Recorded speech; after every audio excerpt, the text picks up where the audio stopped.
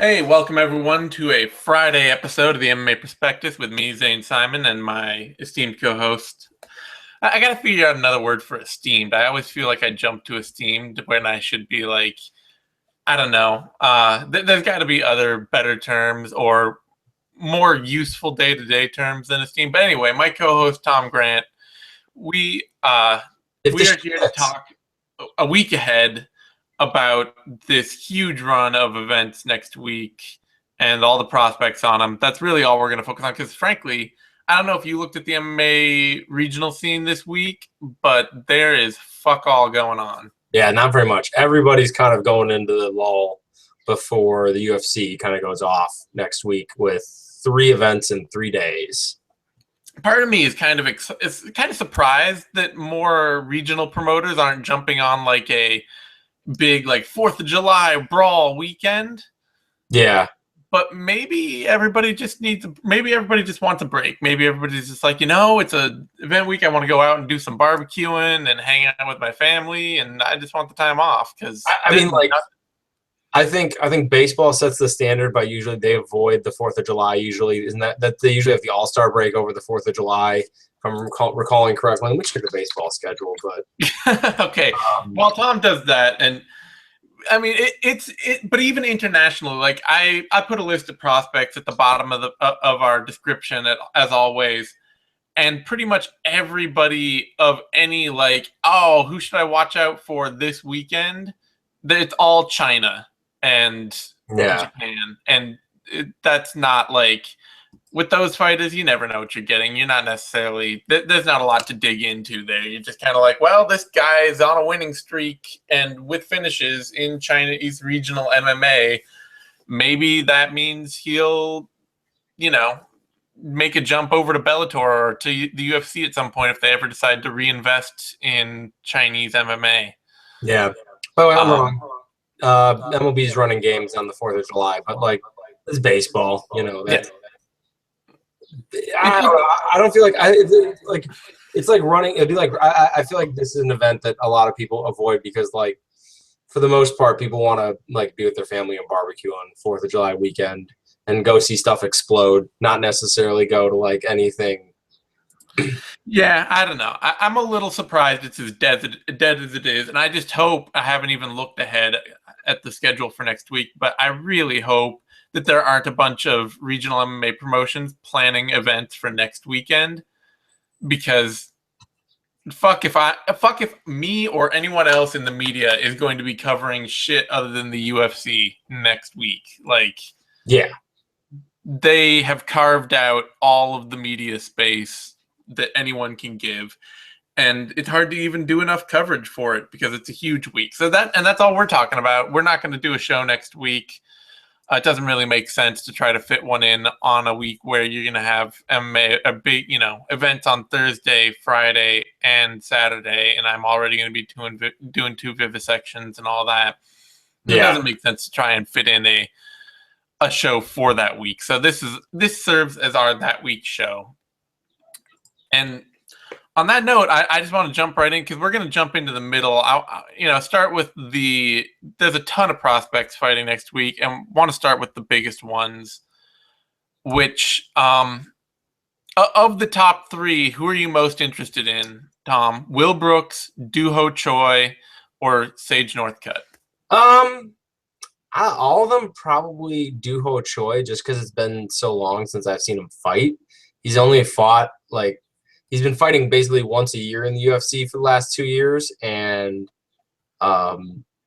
it's one of those things that like he's young, but he's not that young. He's early in his career, but he's not that early in his career, and now he's getting another pretty serious like step up in competition. So out of all of them, I know a lot of people will probably say Sage Northcutt, but I think Doo-Ho Choi. I'm more intrigued to see what he looks like, just because, like as we said, we haven't seen a lot of him in the actual octagon. Yeah, I'm very interested in this fight, especially because Choi is very much an all offense, no defense fighter, and I think as his technical skills get better, the fact that he's also a great athlete will continue to make him an elite fighter. Mm-hmm. But he could very easily be heading into that Thomas Almeida territory where it's like, oh, he's wrecking people and he looks indestructible. And then he faces another good, strong, powerful fighter and just gets wrecked himself. Yeah. And it's one of those things that, like, he hasn't shown a lot of defensive acumen, but it hasn't really hurt him. But he also hasn't been, like, collectively, he hasn't spent 2 minutes fighting in the UFC yet.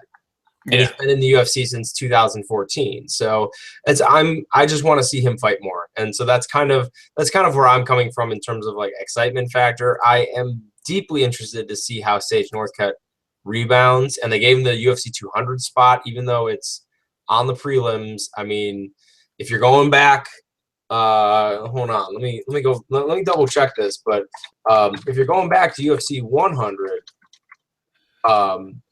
you know, they put some sneaky good fighters on the undercard of that fight. I mean, that's John Jones was on that card. That wasn't his UFC debut, was it? No. What was it? It was 1 or 2 after that. He was like 1 or 2 fights into it. He was 2 fights into his UFC career at that point. But yeah, like they still are they still think that he can go somewhere because, man, he is he's like the only prospect on that whole card. Yeah, he's pretty much the only prospect on that card. And I think, depending on how you think of Kelvin Gastelum too, who's coming to the edges of what it means to be a prospect. He's only 24, which means he's still got plenty of time ahead of him, but he's been fighting consistently since 2010. Well, or since 2011. Let's call it 2011. So Kelvin Gastelum is on there too. Yeah. But I mean, Northcutt, obviously you still have to be really high on him. But yeah, that UFC 200 card, anyone who's on that, they're getting a huge bump. It doesn't matter where you are on that card. Everybody's going to be watching it. They're going to be watching the whole thing. Casual people who would otherwise never watch a full card are going to be, getting together and sitting down to watch all the prelims and all that. Just for the excitement that the main event brings to it. It's kind of like, it's obviously not going to be like a Super Bowl thing or the Mayweather-Pacquiao thing, but it's got that same feel to it where suddenly people who do not give a shit about these sports will sit down and watch like 5 hours of it just for the hype of the main event. Just to be part of the cultural event. Yeah.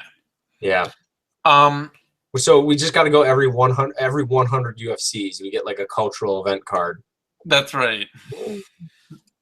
But I'm interested in this Doo Ho Choi fight, not to jump back, but really quick, very interested in it just because as an all offense fighter, he said he has the tools to beat Thiago Tavares, but his takedown defense has never been good. Yeah. And if Tavares just comes in and jumps on him and takes him down and tries to out grapple him, Tavares is certainly the kind of seasoned vet who could beat him. Yeah. Definitely. It's a very interesting fight. It's not the same kind of stylistic layup that Sam Sicilia was. And I feel bad about saying that because Sam Sicilia is not a terrible fighter, but a low output power puncher. Fighting Doo Ho Choi was like the best step forward he could have gotten in his last fight. Yeah. But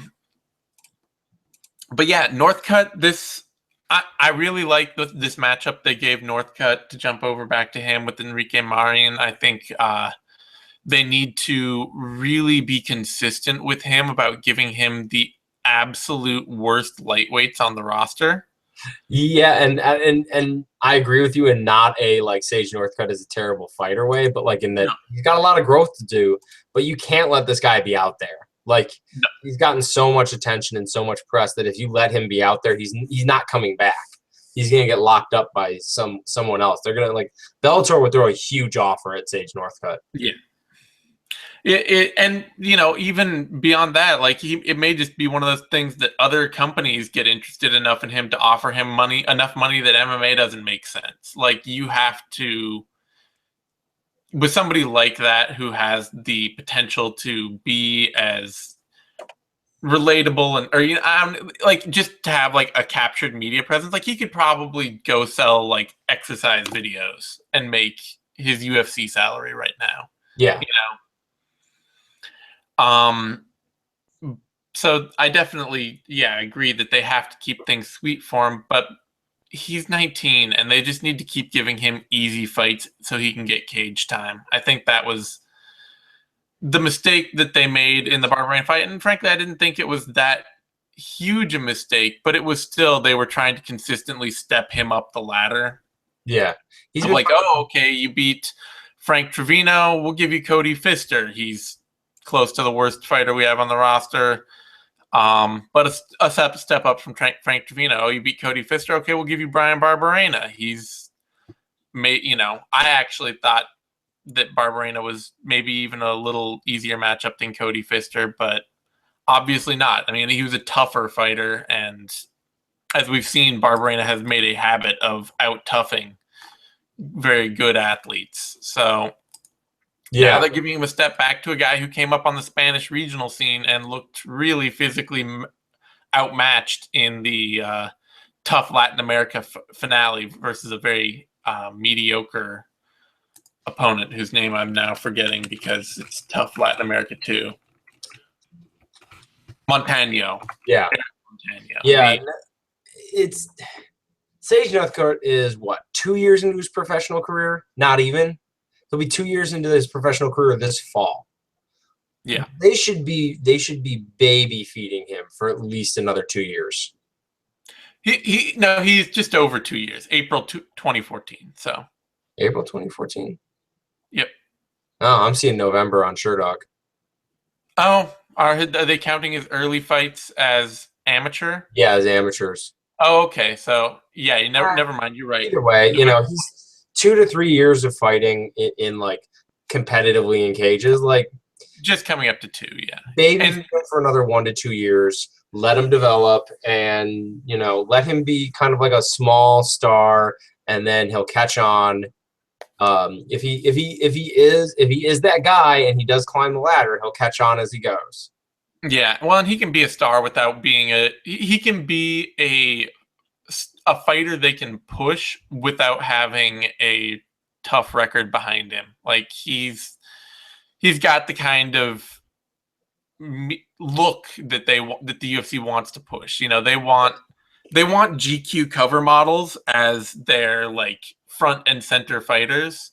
Yeah. And he's the kind of guy that magazines like Rolling Stone or GQ or whatever are happy to put in their magazine and happy to give an interview to and have photos of and all that. Like that's the difference between the access they're willing to give a Sage Northcutt or Paige Van Zandt and the access they're willing to give Nate Diaz, or I mean beyond just also a general disinterest in playing ball with the company. But yeah, the differences between them and countless other fighters on the roster, like a Jimmy Rivera or something, also a very good young skilled talented fighter, is that ability for Paige Van Zandt to go be on Dancing with the Stars and be a big hit there and do really well. Like they want those kind of people to give them that huge push. So whether Northcutt is fighting legit top level competition or not, he can still do a lot of things for them. Yeah. So the other big prospect debut this next week is Will Brooks. And Brooks is in an interesting position because, obviously he's the second Bellator lightweight champ to come over to the UFC after Eddie Alvarez. But unlike Alvarez, he does not have a lengthy, storied career under his belt already.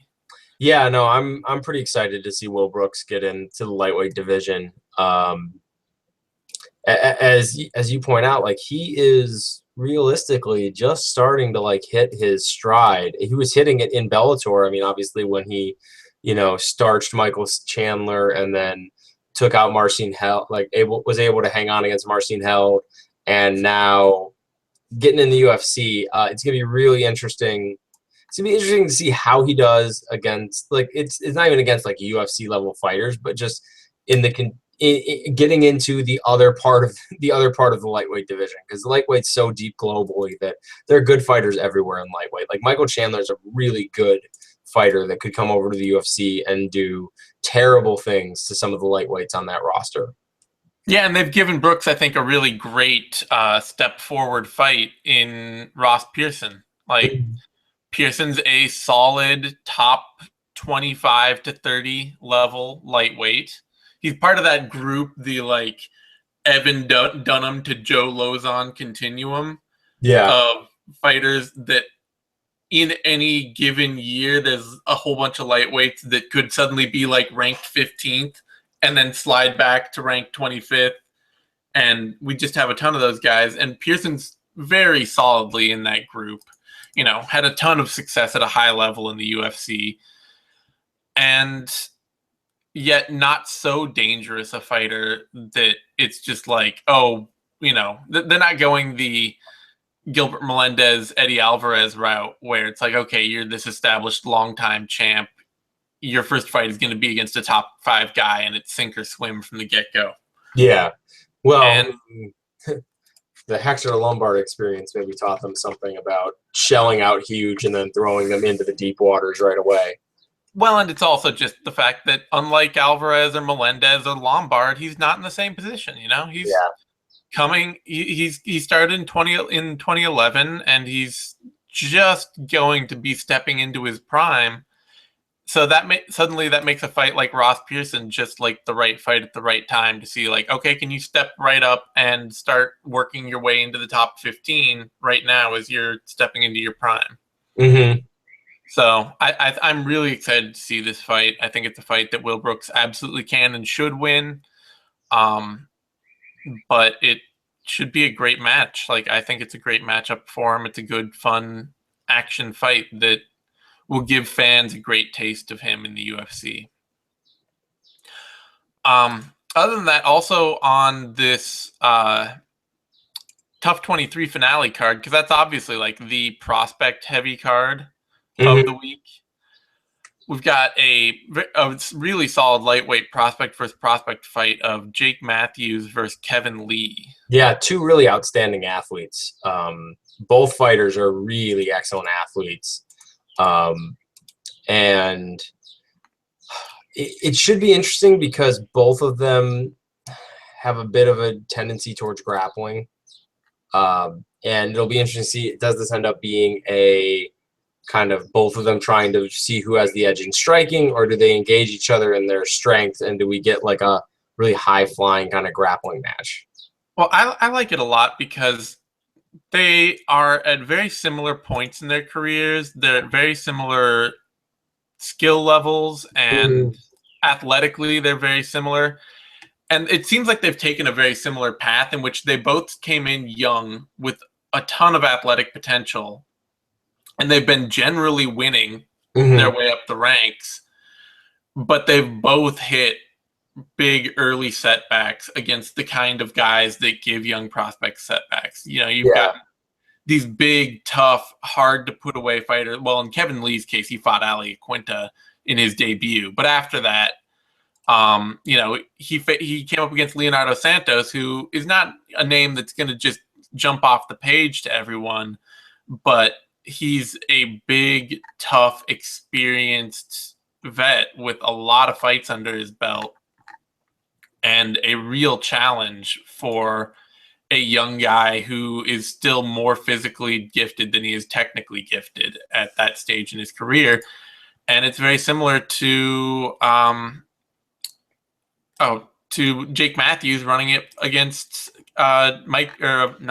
James Vick, not Michael Vick, the quarterback, but running up against James Vick, who is also, you know, maybe less experienced than Leonardo Santos, but this big, tough, really difficult to beat fighter.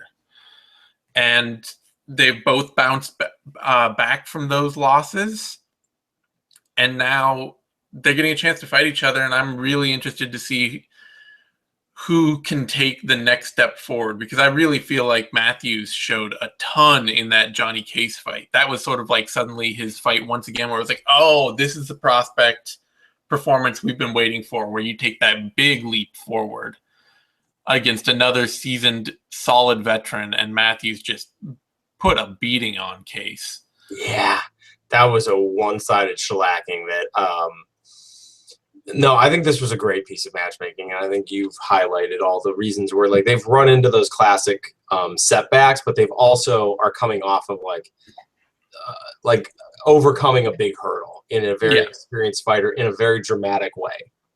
Yeah, I mean, Kevin Lee bounced back and fought Efrain Escudero, and it wasn't as highlight-filled a fight, but it was still a very solid, consistent performance out of him. It's, you know, and it'll be interesting. Does he come in against Matthews, and does he make that big leap forward, or we're suddenly seeing like, oh man, Kevin Lee just looks great, or is this the point where Matthews just keeps taking off, and we see him taking another step forward and continuing to dominate? Because I don't think either guy has a clear physical edge. Yeah. And I don't think either guy has a clear technical edge necessarily. No. I think it's going to be a matter of who's improved more, who comes in more prepared for this fight, like physically and mentally. Yeah, absolutely. So I'm really excited for that. Also noted, we don't know who the other two finalists are for the tough finale yet, but I'm very interested to see Andrew Sanchez in the UFC. Most likely, you know, he'll debut at light heavyweight and then most likely drop down to middleweight. I feel a little bit, I caught a little flack from him, actually, for us leaving him off of our middleweight prospect list. And I believe in part that was because it was right at the point that he was coming off a loss regionally to Kevin Casey. Yeah. And it isn't good, but, you know, it's forgivable. Yeah, well, Kevin Casey's a very strong starter. Kevin Casey's actually a very good physically dominating fighter in the first round. Mm-hmm. And then after that is not. And he lost by first round knockout to Kevin Casey, which, like I say, is not awesome. But at the time, he was just, you know, just coming up on 2 years. It was 2 years into his career exactly. Mm-hmm. And it seems like he's only gotten better since then. And to his credit, he's also very firmly been a finisher all throughout his career, including his run through Tough, where he's, you know, he's been the guy on that show going out and finishing people, getting knockouts, getting submissions. So I'm really interested and intrigued to see what he can do in the UFC. If we, you know, he hit a couple rough spots early on that had us just kind of overlooking him early in his career. Lost Dustin Jacoby, lost Kevin Casey, but that, you know, that doesn't necessarily tell any story about how much better a fighter is going to get. So I'm very interested to see him coming off Tough. It's hard to take a lot out of Tough too. It's hard to then turn around and say, oh, well, but Tough has proved he's excellent, because as we know, Tough doesn't necessarily, Tough doesn't necessarily prove anything. But I'm really excited to see if he can be a new injection of talent. Unfortunately, at middleweight and not light heavyweight, because nobody ever stays at light heavyweight. Nope. Another one I'm looking forward to is Gilbert Burns getting back in there. And oh boy, if they set him up to be successful. If this ends up being a loss for Gilbert Burns, this is going to be a bad loss, because he's obviously coming off a loss. And it was if I'm remembering correctly, it was a very clear-cut loss to Rashid Magomed. Magomedov was absolute poison for Gilbert Burns, because, you know, Burns' wrestling is, he's not bad anywhere, but his wrestling is probably the least developed aspect of his game. Yeah. And he faced a guy who is incredibly difficult to take down and then could handily outstrike him. And that was just like, you're not going to win that fight against somebody who is a way better striker than you and that you can't put on the mat. Yeah. Yeah, but and the Polish fighter he's facing, who is that? Lucas Yusuke. Oh yeah, that's and Lucas is primarily a grappler, like when he goes into fights. So this is Burns is the better striker. Burns is the better grappler. Wherever this fight ends up, Burns should win, likely by finish. Though Lucas is pretty tough. Like, he's very scrappy, tough to finish Polish fighter. But Yeah, he's very difficult to submit and very good at just sort of riding through bad spots. But he's an big athletic step below Burns. So so if we get to a technical ground battle, I really expect Burns' athleticism to consistently show through there. Yeah, no, that fight is 100% a bounce back for Burns. It seems like it is, and it'll just be interesting. I think the big test for a fight like that to me is always, can you win as handily as you're supposed to? Because that's often the question. A special fighter is when you treat a lower level opponent like they're a lower level opponent. You don't fight down to your competition when you're going to be in that next level. Exactly. Another guy I'm really excited about, who's making his debut on this coming week, is Belal Muhammad. Yeah. I don't know if you've watched much tape on him, but he reminds me actually a little bit, not necessarily a lot, but a little bit of oh god damn it. Jimmy, I just mentioned his name earlier, bantamweight Rivera, of Jimmy Rivera. Yeah. In that he's not the same power puncher that Jimmy Rivera is, but he was a kind of decision machine fighter early in his career. And as he's gotten better, as he's gotten more experience and become a more technically proficient fighter, he's become much, much more dangerous. Yeah. No, I would agree with that. And he's a pretty interesting. They're giving him a tough test right off the bat, and Alan Jouban, who, that's a really tall task for a fighter coming into the UFC. And I like Muhammad, like, very nice fighter, good striker, very able grappler, obviously fighting out of Chicago. So, that's always cool. Nice to see Midwestern fighters. Chicago is slowly starting to develop a bit more of a fight scene, it seems like. But for the most part, we're kind of we're a bit of an MMA desert, or we have been in the past. Yeah. So it's nice to see Chicago-based fighters going places. But man, that is a tough matchup out of the gate. I mean, I do think he can win it, frankly. Yeah. I think, Jouban is the flashier athlete, but Muhammad's got a really nice, consistent technical boxing game built around constant use of the jab. And I can easily see him being able to, stifle and stay away from some of Jouban's more exciting offense and just kind of piece him up consistently. Jouban's not the most technical cat in the world. He's a good, exciting athlete who can really put his dynamicism to use against much worse athletes or much less technical fighters. Like, if you're worse than Alan Jouban, he will make you look way worse. But good, consistent, good athletes, good technical fighters have been able to beat him.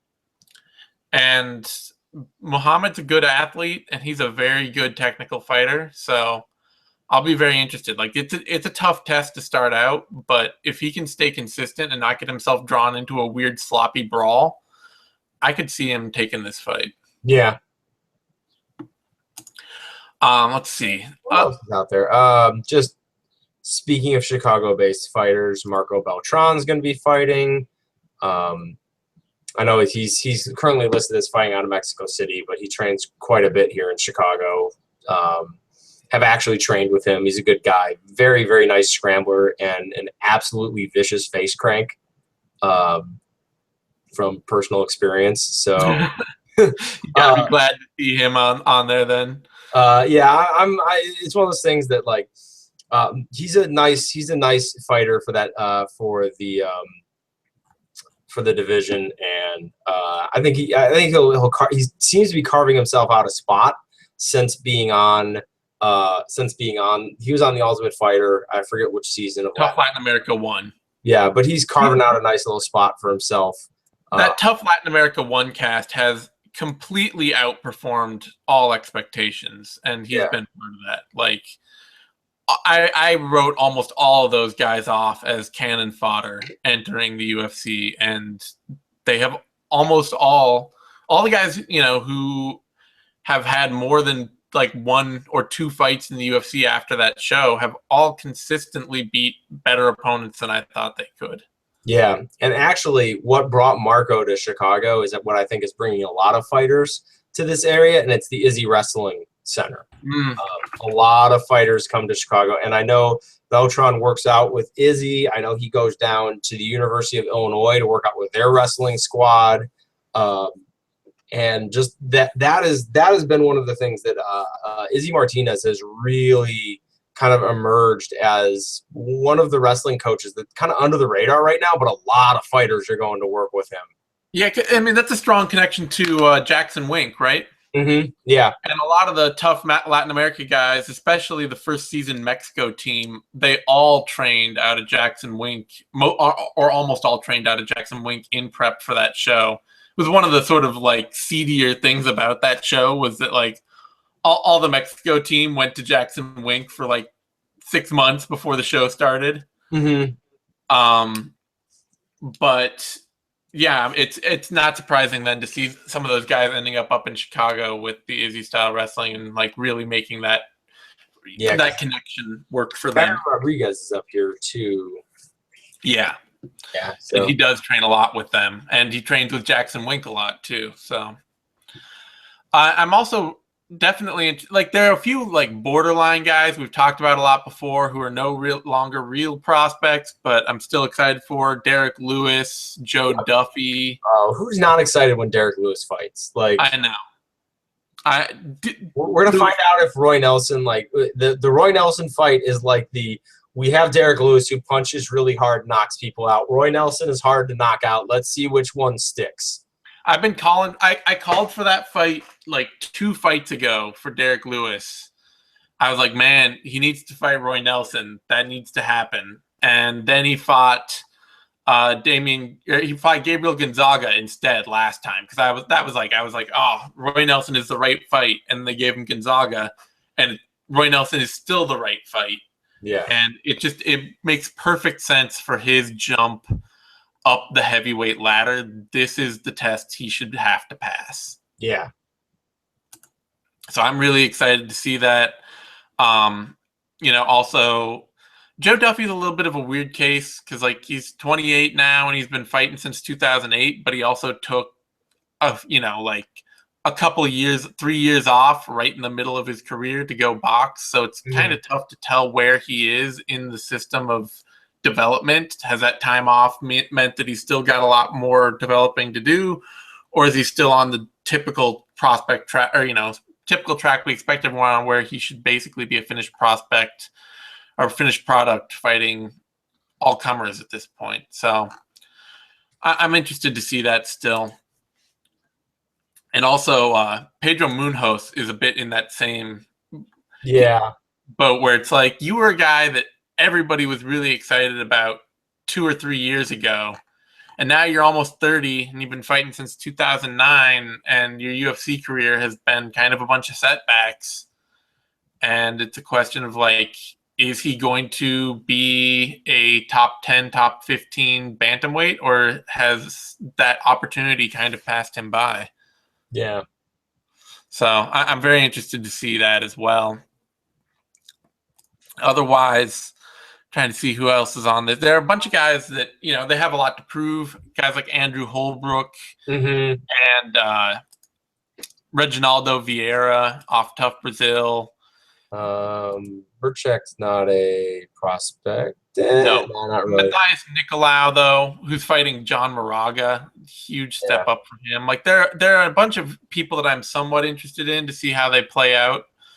But it's hard to then jump on and say, oh, this is a big prospect that... You already mentioned Silva, right? Joaquim? Yeah, Joaquim Silva. Yeah. Not really, like, borderline prospect. Yeah. Yeah, I mean, like not borderline in the sense of, like, just not quite a prospect anymore. It's been around long enough.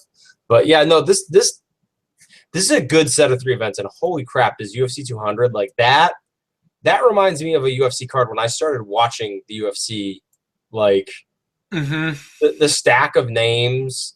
That very much is reminiscent when I first started watching MMA and watching the UFC, where, you know, like, like we have a four, like in 1, 2, 3, 4, 5, like in the 7th slot down, we have a former welterweight champion fighting like an up and comer in the division. And in the last 2 years, that's a co-main event of almost any card. Like the Johnny Hendricks Kelvin Gastelum fight is like a co-main event or a main event of like a card, where now it's like it's gonna be in the middle of the prelims. I do want to I actually do want to focus on Gastelum for a minute, because he is still developed. He's still only 24. He started fighting in 2010, so he's in that weird sort of track that we talk about of like, you're young but you've got experience. He's not quite at the peak of his career, but it's still a little funky. I don't know what to think about. Like, he's consistently not winning against the elite. Yeah. I mean, they split decisions to Tyron Woodley and Neil Magny, so it's not like he's failing miserably. But the fights weren't like, they didn't look like Kelvin Gastelum fights when he got in there. I think right now for Gastelum is he thrives when someone comes into a fight looking to like throw down with him. Yeah. And he has a little bit of trouble. I think he has a little bit of trouble like getting there himself when he's going up against the guy like a Tyrone Woodley or a Neil Magny, who's gonna approach him. I don't want to say intelligently, because, you know, it's not like, you know, Rick Story isn't always fighting to the best of what works for his style, but like guys who come in with a bit more measured approach, a bit more like winning rounds view, a little bit more of the long game sort of approach in a fight. I feel like Gastelum has trouble kind of kicking it into that next gear himself. Which then, you know, where does Johnny Hendricks lay on that continuum? Like, I mean, Hendricks is not far removed from being champ. And does Gastelum losing to Hendricks right now mean anything? I mean, it's such a weird, it's actually, I kind of think it's a weird fight. Like, I get why it got made, because they're both top ranked guys and Hendricks is on, and they both have had some setbacks lately, but one of them's a young developing prospect having setbacks, and the other one is a veteran nearing the end of his elite career starting to, you know, having setbacks. Yeah, I'm not really sure, because like if Gastelum was coming off like a big win, this fight would make a lot more sense, because then it's like, oh, guy climbing the ranks. But I mean, like, dropping the split decision to Neil Magny. Neil Magny had a great run, is still on a great run. Like, since 2014, the only guy he's lost to is Damian Maia. Yeah. So Neil Magny is like 100% an elite fighter in that division, but this seems like a test for both of them to see where they're at. Yeah, if for Hendricks he can still easily and reasonably beat, or not even easily, but if he can still beat the guys that aren't quite elite in the division, because he's losing to the elite, he's losing to Robbie Lawler, GSP, and Stephen Thompson. So he's losing to the very best, but it's, can he still beat the not very best? And for Gastelum, it's that test of, can he actually start beating the best fighters? Can he actually be an elite fighter, or is he just a guy that picks off Nate Marquardt and Jake Ellenberger late in their careers, and every time he faces an elite fighter at the top of their game, he comes up short? Yeah. So I'm very interested to see it. It does. I still feel a little bit like it's too much too soon for Gastelum, and that his whole career has ended up being like slightly too much too soon. Yeah. We're going to see our best out of Kelvin Gastelum 3 years from now, and it'll have come with like 4 or 5 losses on his record. But it's an interesting fight. It's definitely the other big prospect fight to watch on this card. We also, I don't know, we've got a couple of, the other thing I'm really interested to see, it's not, you can't call her a prospect in any kind of way, shape, or form. It doesn't make any sense. But I'm really, really interested to see what new tricks Joanna Jędrzejczyk comes out with. Yeah. Against Claudia Gadelha. Because Jędrzejczyk, her MMA career is still super young. She just started it back in 2012. She's been fighting for blink of an eye, 4 years now. And every fight, her game has evolved. Like, we have seen new parts to her in every fight, whether it was expanded takedown defense or most recently against Valerie Letourneau, a hugely expanded kicking offense. Mm-hmm. And every time she's adding a new layer to her game.